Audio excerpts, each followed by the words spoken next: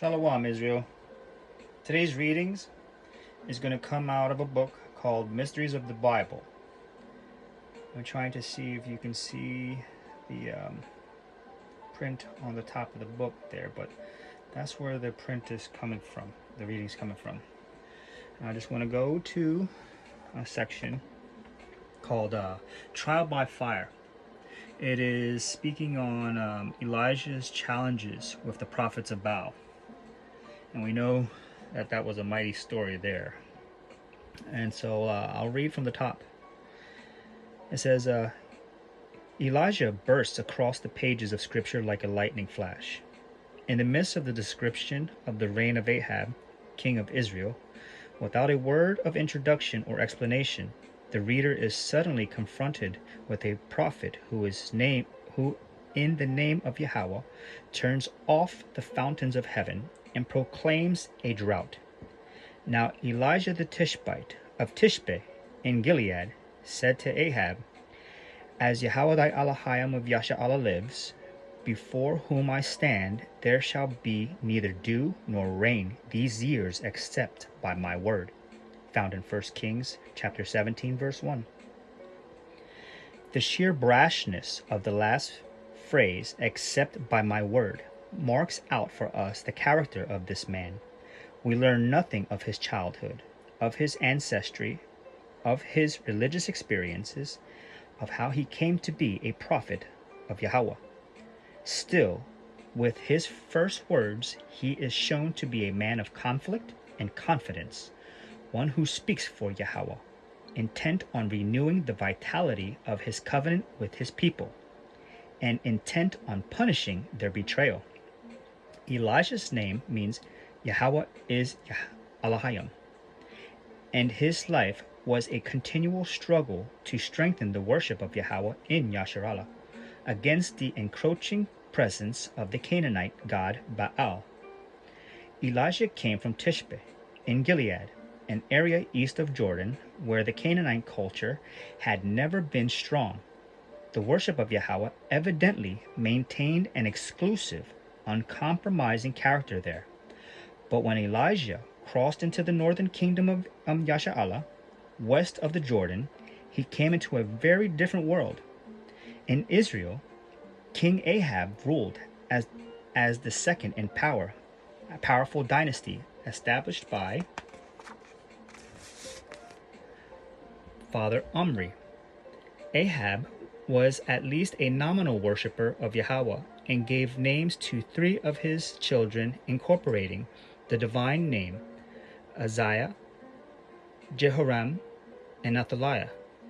But his commitment to Yahweh was by no means exclusive. In order to cement his ties with the powerful Phoenicians to the north, Ahab married Jezebel, the daughter of Ethbaal, king of Sidon, and a worshipper of Baal. In many ways, the marriage mirrored the mixed character of the people under Ahab's rule, a people that included dominant Israelites and many Canaanites. To the extent of her powers, Jezebel fostered the worship of Baal, the lord of rain and giver of fertility. So great was her devotion to this pagan god that she killed the prophets of Yahweh and replaced them with the prophets of Baal. Because of this transgression of faith on the part of Yasharallah, Yahweh sent drought upon the land. When Elijah came proclaiming the drought, he was attacking Baal on his home ground and asserting that it was Yahweh and not Baal who was Lord of the life-giving rains. During the drought, Elijah hid by the brook of Cherith. The length of his drought is not known. In the 1st century AD, the Jewish historian Josephus cited a source that gave its length as 1 year. An alternative version, mentioned twice in the New Testament, describes the drought as lasting a full 3.5 years. Throughout the drought, Elijah was a wanted man, as Ahab spared no effort to seize this troubler of Yasharallah. The search ended only when Elijah summoned Ahab to meet him.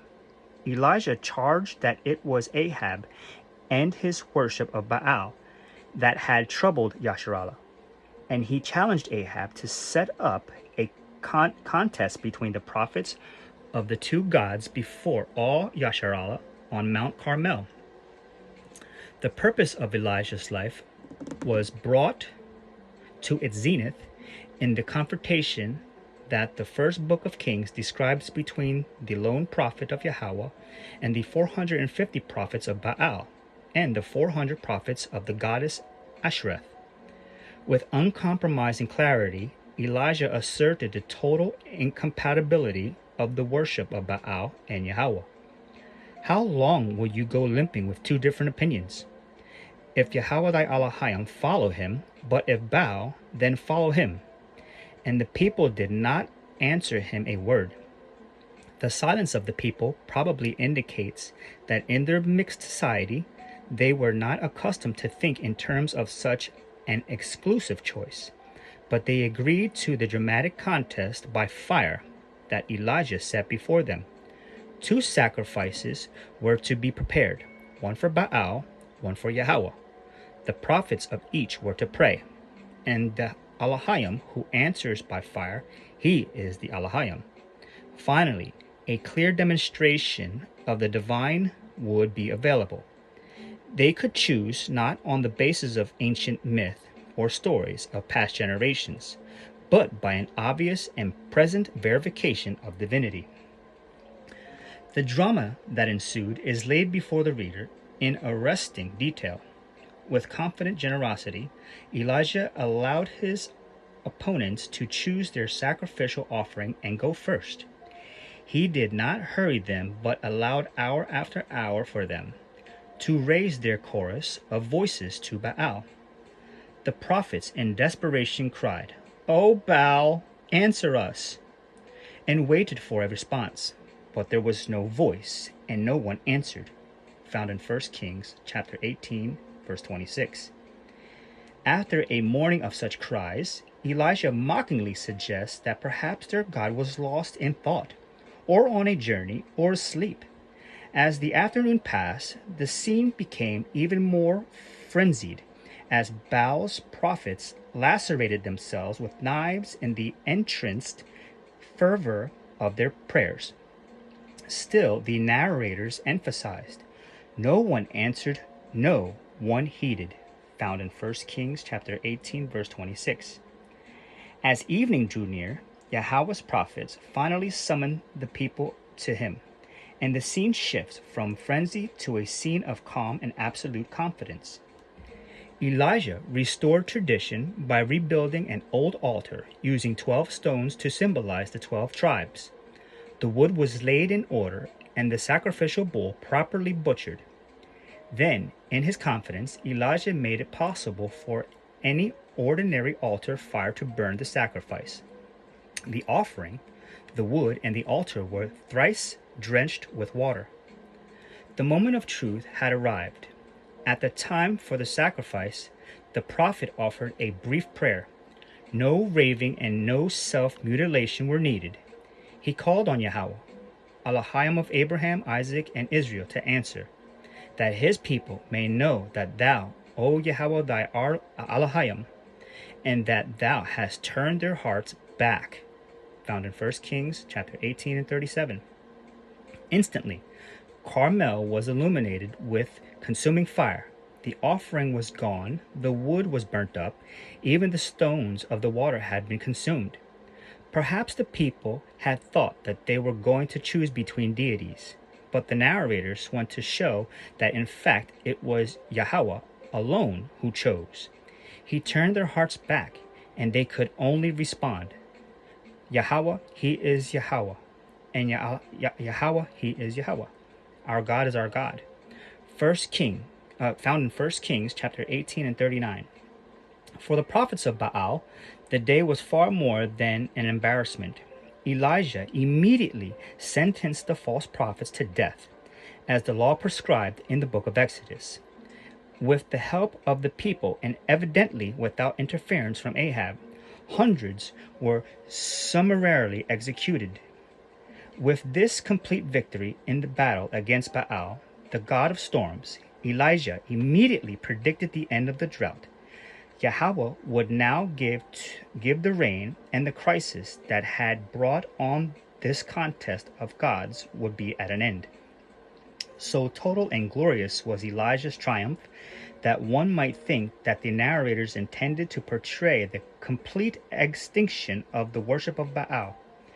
The succeeding events in Elijah's life, however, showed that for all its drama, the contest on Mount Carmel had little effect in restoring the devotion of the entire people of Yahweh. Paradoxically, the mighty miracle of Carmel, far from settling all theological questions, only intensified the conflict. I pray that this reading shed a little more light on the story of Elijah and what happened when he took on the prophets of Baal. And if you found that this reading was at any point edifying and you would like more readings out of this book here, please share in the comments section, and feel free to share and subscribe and like the video. Shalom.